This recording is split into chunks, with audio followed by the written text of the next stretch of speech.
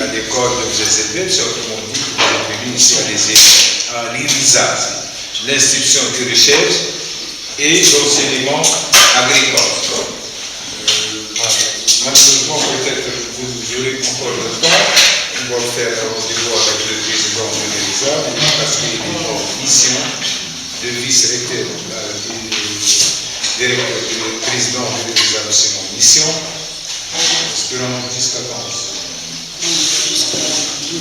C'est dimanche. Bon, peut-être vendredi, une chose comme ça, mais peut-être qu'il viendra chez vous, à l'hôtel, c'est pour faire une connaissance. Mais j'ai voulu qu'il sera présent avec nous parce que c'est une spécialité et qui touche l'IRISA.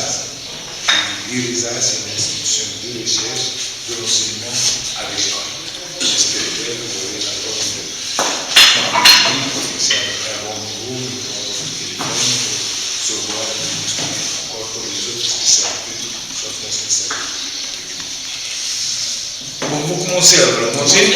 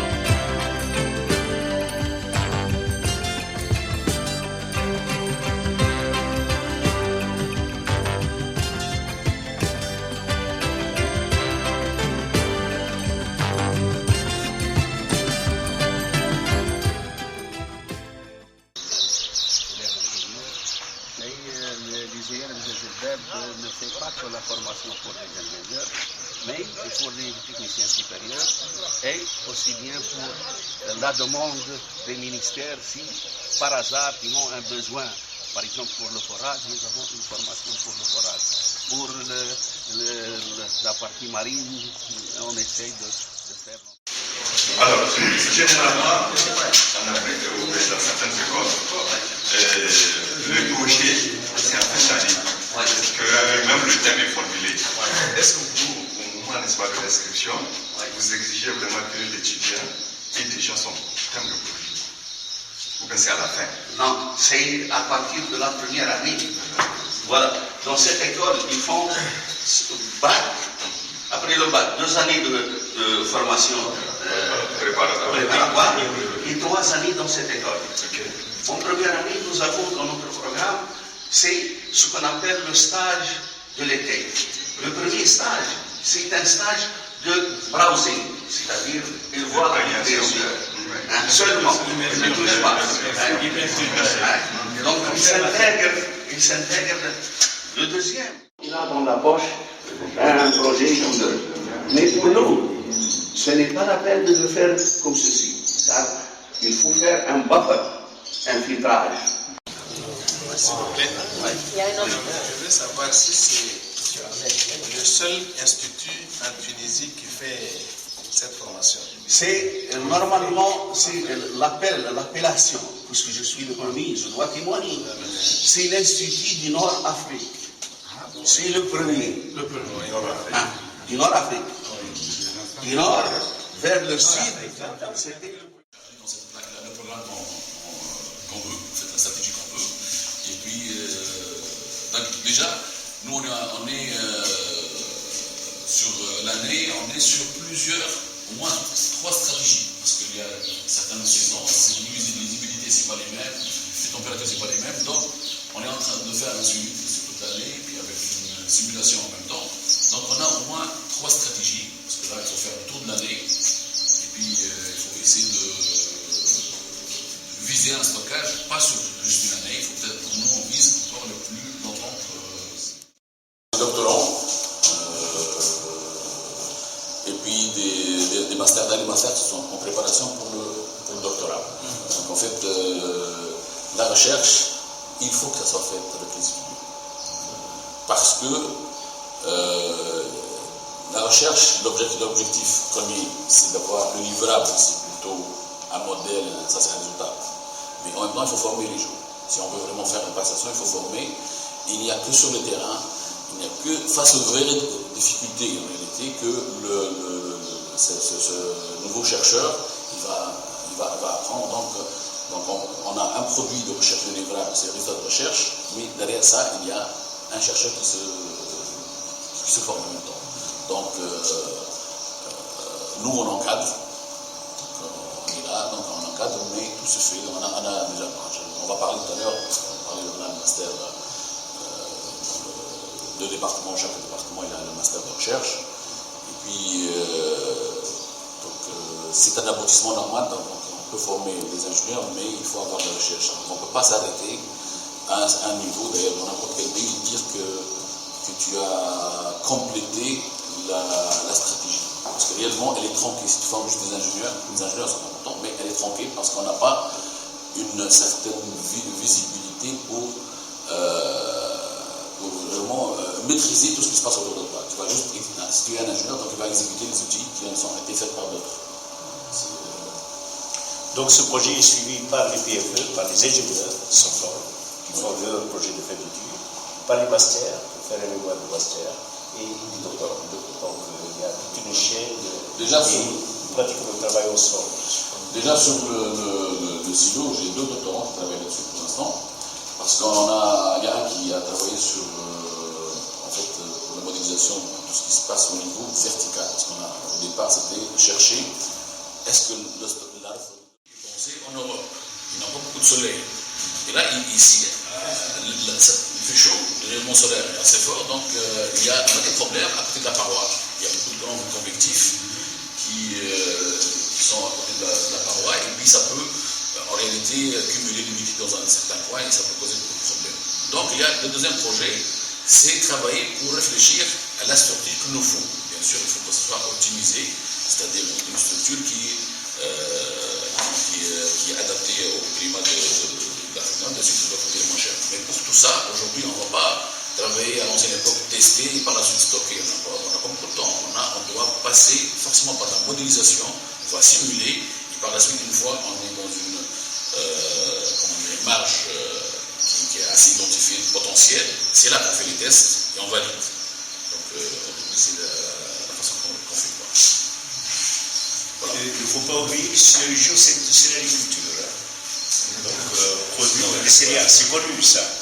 Mais je suppose que pour chaque zone, ils ont pratiquement d'autres problèmes. Les paramètres varient d'une zone à une autre, suivant pratiquement le microclimat, suivant la bioclimatologie, etc. Donc ça, la méthodologie. On va donner la méthodologie et après on pourrait pratiquement régionaliser et faire une organisation. Voilà, ça c'est.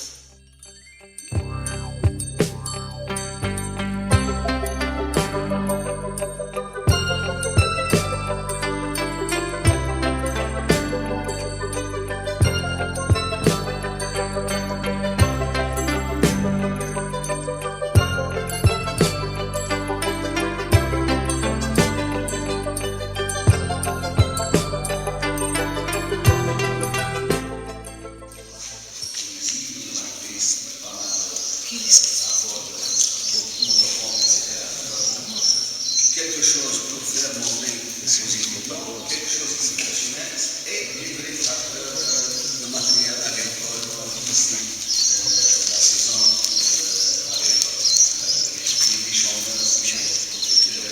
lorsqu'il la soeur de mort, etc., des loups, des rêves, etc. Un qui moissonne, un des rosaires et des éléments compliqués de précision.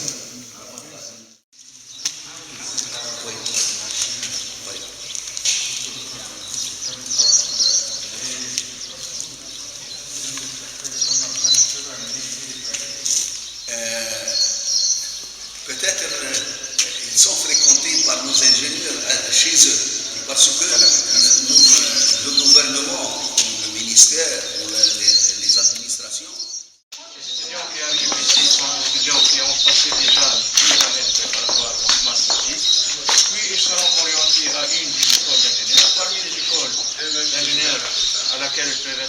c'est l'École supérieure d'ingénieurs de Montréal. Donc la spécialité, on a deux départements, département hydraulique et aménagement, et département aménagement et environnement. Donc la formation c'est 3 années d'ingénieur. La première année c'est presque des cours presque de la théorie qui concerne l'aménagement. Deuxième année c'est presque des cours appliqués. Troisième année tout ce qui est projet de PFE et sortie vers des entreprises.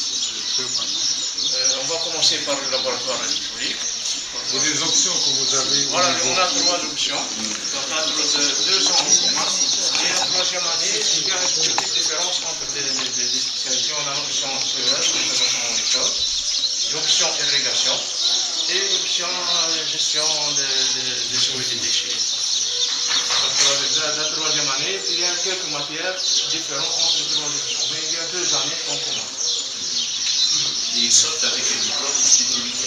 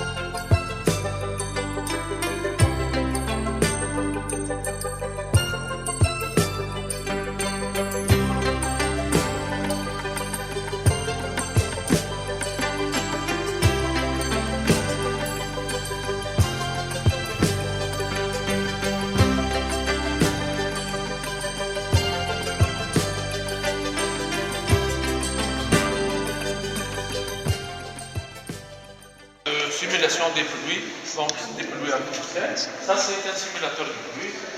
C'est donc d'origine anglaise, qu'on a accueilli sur un projet de recherche.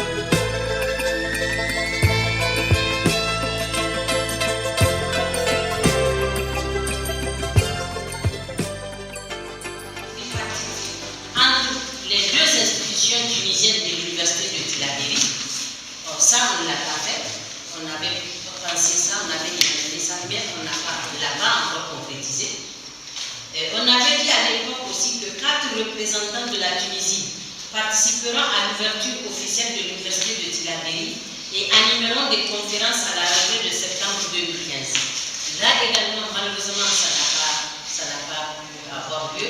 Et là, c'est tout simplement parce que l'ouverture de l'Université de Tillabéri, en tout cas l'ouverture officielle a été reportée. La date qui était retenue au départ, pour cette raison, ils ne sont pas venus. Normalement, une équipe tunisienne devrait venir à l'ouverture officielle de Tillabéri.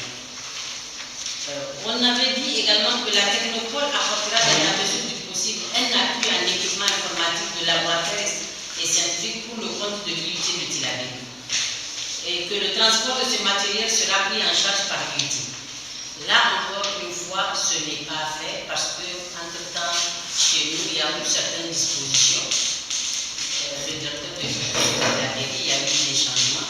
Et donc, ça n'a pas pu être fait. Du 20 au 22 novembre 2015, il a été dit que 2 représentants de l'UIT participeront au congrès sur la valorisation des sables silicieux en Tunisie. Là également, malheureusement, il n'y a pas eu de contact entre l'université de Tillabéri et l'école pour pouvoir concrétiser ça. Dans la 3e semaine de décembre 2015, 2 représentants de l'UIT participeront aux Journées internationales organisées par l'Association tunisienne de biotechnologie en Tunisie. Dans la 2e semaine de novembre 2015, le directeur de l'UIT participera à un séminaire international sur le changement climatique organisé par les IER dans le cadre du projet Campus en collaboration avec 3 pays, le Liban, la France et l'Italie. Ensuite, la Direction générale de la formation à distance du ministère de la Formation et de l'Emploi mettra en place pour le compte de l'UIT une plateforme pédagogique pour la formation des formateurs à distance. Ça, on va en reparler avec M. Négypte. Il a invité également ce directeur-là pour voir dans quelle mesure ça sera possible cette fois-ci. Donc, on a dit également que les enseignants-chercheurs de l'IUT seront accueillis à la Technopole ou à l'EGIER pour un stage de perfectionnement de 2 à 3 semaines. Monsieur le directeur Hassan Karoubi a bien voulu accepter de faire venir des enseignants-chercheurs de l'université de Tillabéri ou de n'importe quelle université. L'essentiel, c'est que ça soit dans le domaine pour des stages de 2 à 3 semaines. Pour la prise en charge, en tout cas au niveau hébergement, au niveau formation, il a bien dit qu'il le fera vraiment de manière gratuite. L'essentiel, c'est que les enseignants fassent le déplacement pour venir pour ces stages de 2 semaines. Donc, c'est l'occasion ici de le dire. Donc, des enseignants-chercheurs de l'ESIER seront sollicités pour des cours et des conférences à l'IUT de Tillabéri. Donc, en gros, il y a beaucoup d'éléments déjà au départ qui ont été, beaucoup de cours qui ont été inscrits dans la convention ou bien dans le PV.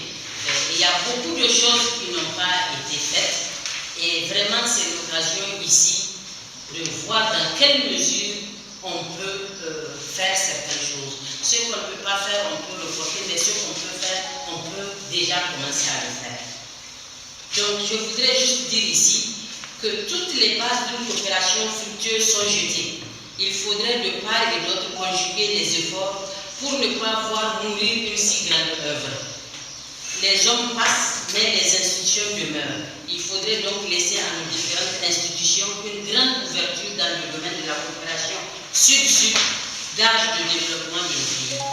Voilà en gros de manière ramassée ce que je voulais dire, c'est-à-dire que des 2 côtés, il faudrait vraiment une grande volonté pour pouvoir continuer cette coopération qui est nécessaire et qui est fondamentale, puisque c'est une grande amitié qui nous lie avec la Tunisie. Et nous sommes très contents de l'accueil que vous nous avez réservé et nous vous remercions sincèrement parce qu'à chaque fois qu'on est venu ici, c'était un grand accueil, c'était le sourire au visage et vraiment on vous remercie pour votre disponibilité. Merci, monsieur.